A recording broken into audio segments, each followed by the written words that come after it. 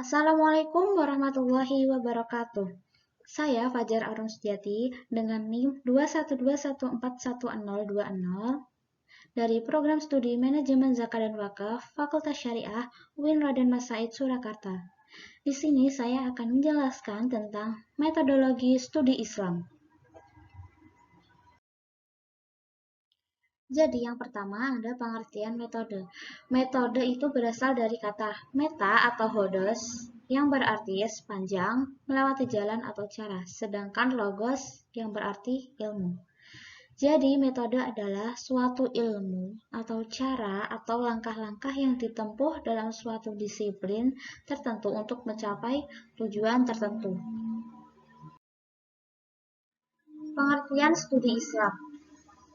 Jadi pengertian studi Islam sendiri yaitu usaha sadar, sistematis, dan metodologis untuk mempelajari atau mengetahui, memahami, dan membahas secara mendalam hal-hal yang berkaitan dengan Islam, baik yang berhubungan dengan normativitasnya, historisitasnya, maupun aktualisasinya secara nyata dalam kehidupan sehari-hari sepanjang sejarah kehidupan manusia.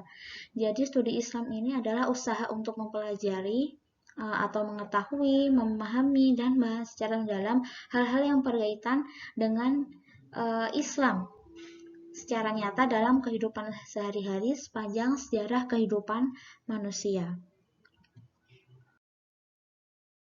Ada beberapa pengertian studi Islam menurut para ahli. Yang pertama ada Abraham Kafan. Studi Islam adalah pengkajian, mengenal penggambaran, penjelasan, dan pembenaran sehingga melahirkan kesimpulan.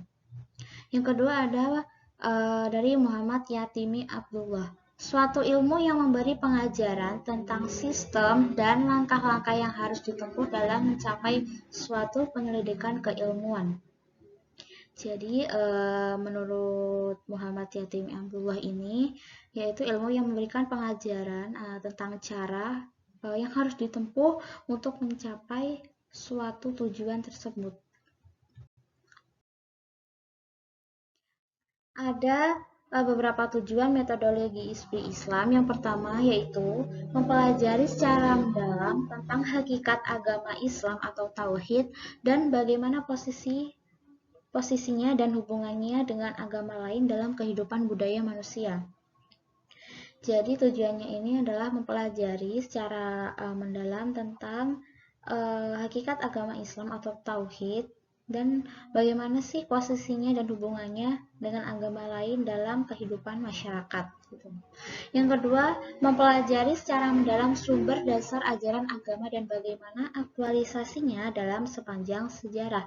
Jadi tujuannya ini adalah untuk mempelajari sumber dasar ajaran agama Islam. Sumber ajaran agama Islam itu kan Al-Quran dan hadis, dan bagaimana sih aktualisasinya atau kebenarannya dalam sepanjang sejarah. Yang ketiga ada mempelajari secara mendalam isi pokok-pokok ajaran agama Islam dan penjabaran serta operasionalnya dalam perkembangan budaya dan peradaban umat Islam. Jadi maksudnya ini untuk mempelajari secara mendalam apa sih pokok-pokok ajaran agama Islam itu, gimana sih penjelasannya, serta praktik-praktiknya dalam perkembangan budaya dan peradaban umat Islam. Ada studi Islam menurut tokoh. Yang pertama ada Jamaluddin, yaitu usaha mendasar dan sistematis untuk mengetahui dan memahami serta membahas secara mendalam seluk-beluk yang berhubungan dengan agama Islam, baik ajarannya, sejarahnya maupun praktik-praktik pelaksanaannya secara nyata dalam kehidupan sehari-hari sepanjang sejarahnya. Yang kedua ada Nurulis Majid, cara yang cepat dan tepat dalam memahami Islam dan menampilkan kembali Islam yang memiliki sejumlah khazanah dan warisan intelektual dari masa lalu sampai sekarang. Yang ketiga ada Sufyana. Studi Islam adalah alat berpikir kepada masyarakat dalam mempelajari Islamic Studies guna mendapatkan kajian yang sistematis. Yang terakhir ada hubungan antara Islam dengan ilmu sosial. Jadi apa sih hubungannya antara Islam dengan ilmu sosial? Hubungan berarti komunikasi, sangkut paut, sejalan dan searah.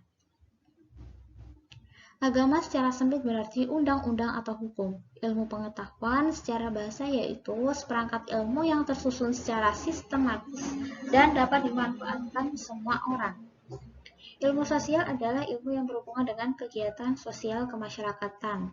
Contohnya seperti kegiatan masyarakat itu seperti bakti sosial, gotong royong, kerja bakti, dan sebagainya. Itu adalah salah satu contoh kegiatan sosial kemasyarakatannya. Nah, apa sih hubungannya dengan Islam itu?